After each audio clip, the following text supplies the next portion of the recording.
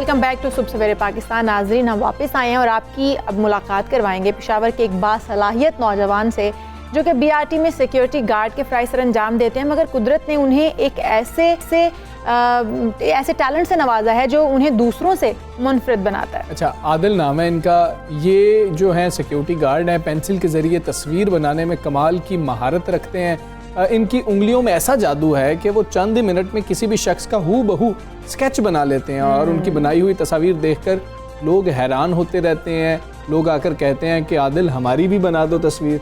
तो अभी हम इनसे ये पूछेंगे कि जब ये सिक्योरिटी गार्ड के तौर पर अपने फ़राइज़ अंजाम दे रहे होते हैं उस वक्त तो नहीं तस्वीर खूबसूरत जो नज़र आ रही होती वो बनाते रहते हैं? बिल्कुल ऐसा ही है। वहाँ पर कुछ भी चल रहा हो और आदिल साहब बैठे हुए स्केचिंग कर रहे हो, क्योंकि सिक्योरिटी गार्ड की बड़ी रिस्पॉन्सिबिलिटीज़ होती हैं और एक जिम्मेदारी होती है पूरी उन पर आए। तो उस दौरान तो वैसे वो कहते हैं कि मुझे जब फारिग वक्त मिलता है ना मुलाजमत से, मैं उस वक्त तस्वीर बनाता हूँ और शौक को पूरा करता हूँ। तो आदिल हमारे साथ ही मौजूद है, उनसे बात करते हैं। आदिल अस्सलाम वालेकुम, गुड मॉर्निंग। आप अपने बारे में पहले हमें थोड़ा सा बताएं कि आप सिक्योरिटी गार्ड हैं, बीआरटी में आपकी जो है वहाँ पर फ़राइज़ अंजाम दे रहे हैं, वहाँ पर आपकी ड्यूटी होती है।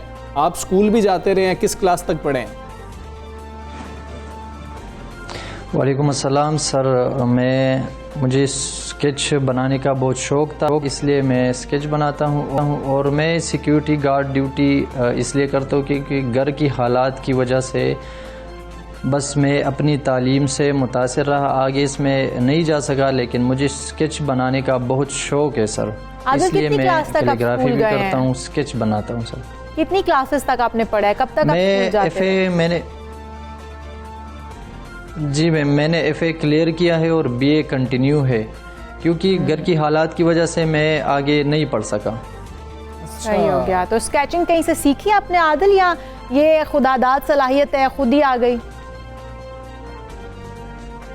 नहीं, बस ये मैंने ख़ुद ही सीखा है। ना मेरा कोई उस्ताद है, ना मैं कोई एकेडमी में मैंने दाखिला लिया था। बस मेरा अपना शौक़ था स्केच बनाने का। पहले कार्टून बनाता था, उसके बाद आहिस्ता आहिस्ता से स्केच बनाने लगा।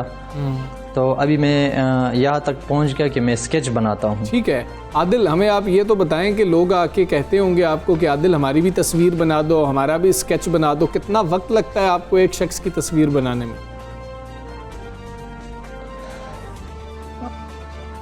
एक स्केच बनाने में तकरीबन लगता है 2 घंटे 2.5 घंटे। बहुत से लोग आते हैं, स्केच पसंद करते हैं स्केच बनाने, मतलब लोग डिमांड करते हैं, बहुत ज़्यादा लोग डिमांड करते हैं। हालांकि मुझे वक्त नहीं मिलता कि मैं किस तरह उसको मतलब पूरा करूं। स्केच मुझे बहुत मतलब लोग आते हैं स्केच बनवाने के लिए। ठीक है। अच्छा आदिल, ये बताएं कि आप जिस तरह से कह रहे हैं कि मैं 2 घंटे में बना लेता हूँ, क्या सामने बंदा बैठा हो तो आप उसका स्केच बना सकते हैं, या फिर आपने किसी को एक बार भी देख लिया है उसका स्केच बना डालेंगे? नहीं, बस जो सामने बैठा हो उसका भी स्केच बनता है और मतलब तस्वीर से भी बनता है, पिक्चर से मैं पिक्चर बना सकता हूँ। और सामने जब बंदा बैठा हो तो उस पर थोड़ा ज़्यादा टाइम लगता है उसमें। अच्छा ठीक है आदिल, हमें ये भी बताएं कि लोग क्योंकि आपके पास आते हैं, फरमाइश करते हैं ना कि हमारा स्केच बनाएं, तो अभी आप सिर्फ स्केच बना के खुशी खुशी अपने शौक़ में उनको दे देते हैं, या आगे कोई प्लान है कि बाकायदा तौर पर इसको आपने अपना प्रोफेशन बनाना है? कोई स्केच बनवाने आएगा तो भाई इतनी मेरी फ़ीस है। क्यों नहीं सर, मुझे इसमें आगे जाने का बहुत शौक़ है, मैं इसलिए स्केच बनाता हूँ। और मतलब जो लोग आते हैं मुझे स्केच बनवाने के लिए तो मैं इस पर खुश भी होता हूँ, क्योंकि मैं स्केच जब बनाता हूँ तो मुझे खुशी महसूस होती है, मुझे बहुत मज़ा आता है स्केच बनाने में, और मैं इसमें आगे जाना चाहता हूँ सर। तो आदिल, कभी कोई ऑर्डर मिला कि ये इतने पैसों में हमें ये बना दीजिए, ये स्केच हमें बनवाना है? जी मैम, बिल्कुल। बहुत से लोगों ने डिमांड किया है, कश्मीर से भी, इस्लामाबाद से भी बहुत से लोगों ने डिमांड किया है, तो मैंने जी। अच्छा ठीक है आदिल, आप हमें ये भी बताएं ना कि अब आपकी जो ड्यूटी है वो हमें पता है कि बहुत सख्त होती है सिक्योरिटी गार्ड की ड्यूटी। कभी ड्यूटी पे कभी टाइम निकाल के, कभी देख के कि जी कैमरा तो मुझे नहीं देख रहा या सुपरवाइज़र तो मुझे नहीं देख रहा, वहाँ पर भी स्केच बना लेते हैं? क्या BRT का भी कोई स्केच बनाया आपने? सर BRT में सिक्योरिटी गार्ड ड्यूटी करता हूं, तो जब उसमें 4 घंटे में ज़्यादातर मतलब ऊपर पुल पर ड्यूटी करता हूँ, तो उधर मैं चेकिंग नहीं करता, चेकिंग नीचे जो बंदा खड़ा होता है वो करता है। तो 4 घंटों में मैं 1-2 स्केच बना लेता हूँ। उसमें मुझे थोड़ा फारिग वक्त मिलता है, मतलब बस मैं उसमें ड्यूटी भी करता हूँ, इधर उधर भी देखता हूँ और अपना स्केच भी खड़े खड़े होकर बनाता हूँ मैं। ठीक है आदिल, बहुत शुक्रिया। सबसे पहले पाकिस्तान का क्या टैलेंट है, क्या कमाल टैलेंट है। मतलब कि मुआशी कुछ मजबूरियाँ होती हैं कि लोगों को स्कूल छोड़ना पड़ता है, अपनी तालीम को छोड़ना पड़ता है, और वो इस वक्त सिक्योरिटी गार्ड की ड्यूटी जो है सर अंजाम दे रहे हैं अपने घर को चलाने के लिए, उसका चूल्हा चलाने के लिए, और साथ ही पढ़ भी रहे हैं। उन्होंने कहा कैफे मैंने किया और बीए में जो है मैं अपीयर हूँगा इंशाल्लाह। और आप देखें कि अगर शौक और लगन होना तो फिर आप कुछ भी कर सकते हैं। अब हम आगे बढ़ते हैं क्योंकि आज की घड़ियाँ हमजा ख़त्म हो गई हैं। यकीनन आपके लिए भी शेख ज़ायद स्टेडियम अबू धाबी में क्रिकेट मेला सज गया जनाब। लाहौर कलंदर्स और इस्लामाबाद यूनाइटेड का आमना सामना रात 9 बजे शुरू हो जाएगा, और लाहौर कलंदर्स दोबारा एंट्री को यादगार बनाने के लिए बड़े ही पुरज़्म नज़र आ रहे हैं। हाँ जी, फ़खर जमान जो है वो टीम का फ़खर है। साथ मोहम्मद हफीज़ भी जादुई परफॉर्मेंस देने के मुंतज़िर हैं, और अपनी जगह भी उन्होंने पक्की करनी है अपनी परफॉर्मेंस से। और डेविड वीज़े की कमी तो महसूस होने वाली है लाहौर कलंदर्स को। और अगर हम बात करें बेन डंक की, उनकी जो होंठ से ऊपर कोई इंजरी हो गई थी, लेकिन कहा जा रहा है सोहेल अख्तर ने कहा कि वो इतनी बड़ी इंजरी नहीं है। बिल्कुल ऐसा ही है। और अब आप देखें कि 2 बार की जो चैम्पियन है इस्लामाबाद यूनाइटेड का भी आखिरी 5 मैचेस में फतह से मोराल काफ़ी हाई है। देखते हैं मैच कैसा होता है। कल 2 मैचेस शेड्यूल हैं। कराची किंग्स का मुल्तान सुल्तान से टाकरा होने वाला है, और फिर लाहौर कलंदर्स का पेशावर ज़ल्मी से मुकाबला होगा। अच्छा, इसके साथ ना आज तो खेल के साथ जुड़ी 2-3 चीज़ें हैं। अच्छी खबर यह है कि कौमी टीम में वापसी के बाद धूम मचाने वाले फास्ट बॉलर हसन अली को आईसीसी ने प्लेयर ऑफ द मंथ के लिए नामजद कर दिया है। हम जिम्बाब्वे टूर के अंदर उनकी परफॉर्मेंस देखें तो क्या बाकमाल परफॉर्मेंस थी, और साउथ अफ्रीका के खिलाफ भी। और साथ ही जो फवाद चौधरी साहब ने कहा है वो भी बहुत ज़्यादा इशाल अहम है। उन्होंने कहा है कि जी के जनूबी एशिया के तमाम राइट्स भारतीय कंपनीज के पास हैं, और इंग्लैंड और पाकिस्तान की जो सीरीज़ होगी वो पाकिस्तानी शायकीन नहीं देख सकेंगे। बिल्कुल ऐसे उन्होंने कहा है कि हम किसी भी भारतीय कंपनी के साथ मुआहिदा नहीं कर सकते हैं, इसलिए जो पाकिस्तानी शायकीन क्रिकेट होंगे वो उसको नहीं देख पाएंगे। नसीम राजपूत साहब हमारे साथ मौजूद हैं, स्पोर्ट्स ने उनको शामिल गुफ्तगू करेंगे, उनसे तज्जिया लेंगे। नसीम राजपूत साहब अस्सलाम वालेकुम, गुड मॉर्निंग सर। सर पहले बात कर लेते हैं पीएसएल की ही, चलें 2-3 चीज़ें हमारे पास हैं तो सही। पीएसएल के हवाले से बताइए, मैच खासा लेट शुरू होने वाला है, और जब खासा लेट शुरू होगा तो ड्यू फैक्टर कितना आम होगा आज के मैच के लिए? वालेकुम सलाम हमजा इसाल, गुड मॉर्निंग। बात ये है कि दूसरा ऑप्शन दिखाई नहीं देता ना हमजा। दिन में गर्मी इतनी ज़्यादा है कि इंजरी का डर दिखाई देता है। वहाँ बहुत ज़्यादा ह्यूमिडिटी बहुत ज़्यादा है, हीट बहुत ज़्यादा है, और जो घास से निकलने वाली हीट होती है, खासकर इमारात में कहते हैं कि बड़ी बहुत एक टफ किस्म की उसमें गर्मी निकलती है। जो गर्मियों के दिनों के अंदर जिन्होंने ज़्यादा विजिट किया है इमारात के अंदर, आमतौर पर ये लोग बाहर भी बहुत कम निकलते हैं। हमारे एक दोस्त डॉक्टर फैसल उस दिन मेरे शो में थे कि कैंसर के अल-ऐन में बड़े डॉक्टर हैं, और उनका कहना ये था कि इस वक्त मैं जब अपना शो करता हूँ रात को 10 से 11 होता है, तो उसमें मैंने जब उनसे पूछा, उन्होंने कहा कहने कि इस वक्त तकरीबन 11:15 बज रहे हैं और मैं वॉक करने भी बाहर नहीं जा सकता। ये 4-5 दिन पहले की बात है। तो ऐसे में पाकिस्तान क्रिकेट बोर्ड ने जितना आगे बढ़ाया है वो बेहतर है। देखिए खौफ तो है ना, आगे हुआ पीछे का, अगर जल्दी कराते हैं खुदा ना खास्ता खिलाड़ी भी परेशान हो जाए, कोई इंजरी हो जाए, और आगे करना जरूर पड़ेगा। ड्यू फैक्टर है तो इसको तो कम से कम बर्दाश्त किया जा सकता है, और उसमें डिफिकल्टी जरूर होगी और टॉस क्रूशल होगा। अच्छा, आप आज के मैच में किस टीम का पलड़ा भारी देख रहे हैं? और हम देख रहे हैं कि लाहौर कलंदर्स की टीम जो है वो तो डेविड विज़े को भी काफ़ी हद तक उनकी कमी भी महसूस करेगी। पलड़ा किसका भारी देख रहे हैं आप? कौन सी टीम जीतती हुई नजर आएगी? चल, नया कॉम्बिनेशन है, नई जगह है, नया जो है वो माहौल बन गया है। अब आप देखें अब तक के जो साइड मैचेस हुए, कल साइड मैच में पेशावर ज़ल्मी की टीम 73 रन बनाकर आउट हो गई, जस्ट ओनली ऑन 73। इससे पहले कोयटा ग्लैडिएटर्स ने सिर्फ 132 रन किए थे, उन्होंने मुल्तान सुल्तान को 100 पे आउट कर लिया था। तो 2 स्कोरिंग मैचेस हो रहे हैं यहाँ पर अब तक जो देखे गए, और अब क्या होता है क्या नहीं होता अभी इस वक्त प्रेडिक्ट करना बहुत मुश्किल है। जो टीम जितनी जल्दी अपना कॉम्बिनेशन बनाने में कामयाब हो जाएगी, और कॉम्बिनेशन में के लिए कम से कम 1-2 मैचेस जरूर दरकार हो जाएगी एटलीस्ट। ठीक है नसीम राजपूत साहब, हसन अली का कमबैक हम तो बहुत तारीफ़ कर रहे थे, आईसीसी ने भी अभी शामिल कर लिया है, और उम्मीद भी मुझे तो यही है कि जो परफॉर्मेंसेज हम बाकी दोनों की देखें, श्रीलंकन प्लेयर की देखें या फिर बांग्लादेशी प्लेयर की देखें, तो वो प्लेयर ऑफ द मंथ हो सकते हैं। कितना मोराल हाई होता है जब इस तरह से नामजदगियाँ हो रही होती हैं, जब आपको कोई थपकी दे रहा होता है कि भाई तुम तो बहुत अच्छा परफॉर्म कर रहे हो। देखिए, हसन जब से आए हैं पाकिस्तान क्रिकेट में जबरदस्त परफॉर्म कर रहे हैं, चैंपियंस ट्रॉफी के बेहतरीन बॉलर बने जो हम देखते थे। अनफॉर्चुनेटली उन्होंने इतनी ज्यादा जान लगा दी थी कि जिसकी वजह से बहुत सीरियस इंजरी हो गई थी, और यह हसन का ही अपना जिगर था, दिल गुर्दा था, जो वहां से कम बैक करके और जितनी मेहनत की है हमजा, एनसीए के अंदर उस शख्स ने बहुत मेहनत की है। और देखें हसन अली, आप सारे बॉलर इस वक्त पाकिस्तान के उठा के देख लें, हमारे जो बॉलर्स के अंदर एग्रेशन हुआ करता था, जो हम देखते थे कि आंखों में आके डाल के देखना, चैलेंज देना, वेरिएशन दिखाई देती थी, एग्रेशन खत्म हो गया हमारे बॉलर्स में से।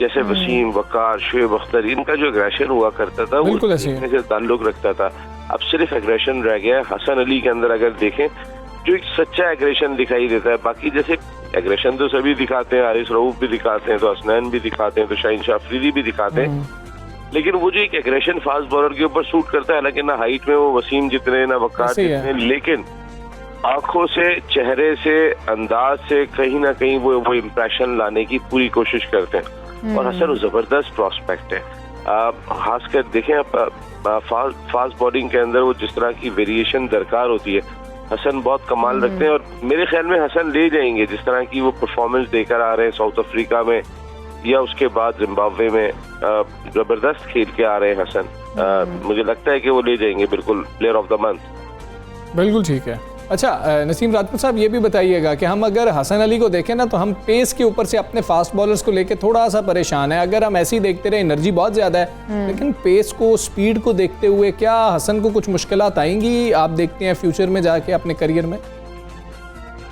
देखिए, बहुत सारे बॉलर्स में बहुत ज्यादा पेस नहीं था। आसिफ ने जितने आउट किए हैं वो बगैर पेस के आउट किए हैं, जगह पे गेंद किया करते थे। हसन की भी यही क्वालिटी है, और हसन का भी गेंद वो एक तेज गेंद करते हैं, थोड़ा सा स्लो करके जो उनका थोड़ा डिसीव करता है, या अंदर आता है बाहर जाता है, वो बहुत ही खतरनाक किस्म का गेंद होता है। अब हमने ज्यादा बॉलर्स देखे, ग्लेन मैकग्रा थे, वो बहुत तेज नहीं करते थे, लेकिन वो ब्रैकेट से ज्यादा इफेक्टिव थे। आसिफ की जो बॉलिंग थी वो जबरदस्त किस्म की। तो हसन अली यार, मैंने जितना देखा हसन को, अभी आपको याद होगा साउथ अफ्रीका की टीम जब पाकिस्तान के टूर पे आई हुई थी, वो टेस्ट मैच जीतने जा रही थी, आखिरी दिन ऐसा लगता था, लेकिन हसन ने जहाँ पे स्पेल किया था, देखिए हमारे पास ऐसे बॉलर बहुत कम रह गए कि 5 आउट करें या फिर वो कोई एक स्पेल के अंदर मैच को बदले। हसन को मैंने देखा था बड़े अरसे के बाद उन्होंने अपने स्पेल से मैच को बदला था, तो अल्लाह करे हसन फिट रहे जनाब। हाँ जी, इंशाल्लाह। नसीम राजपूत साहब ये भी बात करें थे, जिस तरह से फवाद चौधरी की जानिब से कहा जा रहा है कि जो पाक इंग्लैंड सीरीज होगी वो पाकिस्तानी शायकीन क्रिकेट जो हैं वो नहीं देख पाएंगे। किस तरीके से इसको देख रहे हैं, क्योंकि उन्होंने कहा है कि भारतीय उनके पास है ये तमाम कॉन्ट्रैक्ट और हम उनसे मुआहिदा नहीं कर सकते। किस तरह से देखते हैं इस चीज़ को? ईशान, मुझे इस बात का कहीं ना कहीं एक शौक जरूर है। इसलिए शौक है कि जब सीरीज में 25 दिन रह गए, 22 दिन रह गए, जब आपको ख्याल आ रहा है कि हम नहीं दिखा सकते, ये तो आज तो राइट्स नहीं दिए थे भारत में, आपने क्या एफर्ट किए, आपने क्या कोशिश की। देखें, ये तमाम कोशिशें तो पहले से हो जानी चाहिए थी। पाकिस्तान की हिस्ट्री में आज तक ऐसा नहीं हुआ है। आज तक कई लोगों ने राइट्स उठाए, लेकिन कहीं ना कहीं हम उसका हिस्सा रहे। इस दफा हम कहीं भी दिखाई नहीं दिए। कल मेरे शो में फॉर्मर पाकिस्तानी क्रिकेट बोर्ड के चेयरमैन नजम सेठी साहब थे। नजम सेठी साहब ने ये सजेशन दी कि देखिए, ये इतना संगीन मामला है कि अगर आपने इस वक्त इसको हल नहीं किया तो ये आगे बहुत सर चढ़ के बोलेगा। पाकिस्तान क्रिकेट बोर्ड को, पाकिस्तान की हुकूमत को चाहिए कि इस सिलसिले में प्रॉपर तौर पे चैलेंज करे इस मामले को और केस करे। और इस केस में कहीं ना कहीं बहुत ज्यादा ताकत दिखाई देती है। इसलिए दिखाई देती है कि आज तक हिस्ट्री में नहीं हुआ। पाकिस्तान जिस तरह की क्रेजी कौम है, उन्हें मैच देखने को जरूर मिलना चाहिए। कई सारे ऐसे जवाब हैं जिन्हें पाकिस्तान क्रिकेट बोर्ड को बना के अपने केस को पेश करना चाहिए। आज नहीं किया तो ना हम वर्ल्ड T20 देख पाएंगे, क्योंकि साउथ एशिया में तो सारे राइट्स उन्होंने ही उठा लिए। तो हमारे यहाँ पर देखिए, हमारे पास शहर के लोगों को तो बहुत सारे ऑप्शन है, दीगर चैनल्स भी आते हैं। इतना बड़ा देही इलाका जाते हैं, वहाँ तो सिर्फ PTV आता है। उस लिहाज से अगर देखें तो फिर बहुत इंपॉर्टेंट है। वैसे नसीम राजपूत साहब, आप समझते हैं, वैसे मैं भी बहुत परेशान था, लोग बहुत परेशान थे कि अब हम सीरीज को कैसे देखेंगे, कुछ तो पता लग ही जाएगा, लेकिन हमें ECB से अब बात करनी चाहिए। कि इंग्लैंड क्रिकेट बोर्ड जो है कुछ ऐसा रास्ता निकाले कि उनसे हम कुछ राइट्स ले सकें, कुछ ऐसा हो सकता है?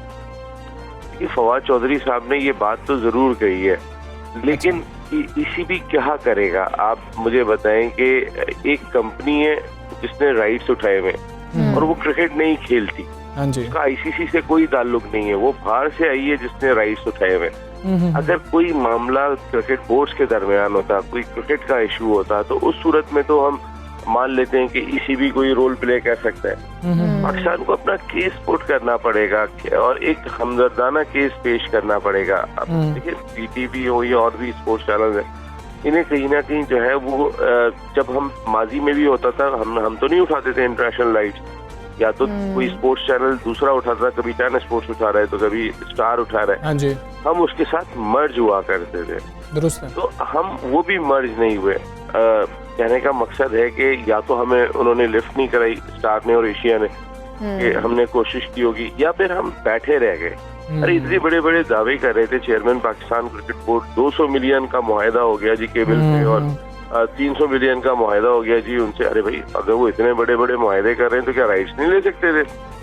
बिल्कुल ठीक है नसीम राजपूत साहब, बहुत शुक्रिया आपका। सुबह सवेरे पाकिस्तान से आप बात कर रहे थे और बात वाकई ये है कि हम कुछ ऐसा करने में कामयाबी नहीं हो सके। हम वीडियोस रिकॉर्ड करते रहे खिलाड़ियों को कॉल करने की, लेकिन चलें PSL का आज मैच है, उम्मीद करते हैं कि जो बेहतरीन टीम होगी वही जीतेगी और बेहतरीन लीग हमें देखने को मिलेगी। बिल्कुल ऐसा ही है। हम यहाँ पर आपसे इजाज़त चाहते हैं, अपना बहुत सारा ख्याल रखिएगा। अल्लाह हाफ़िज़।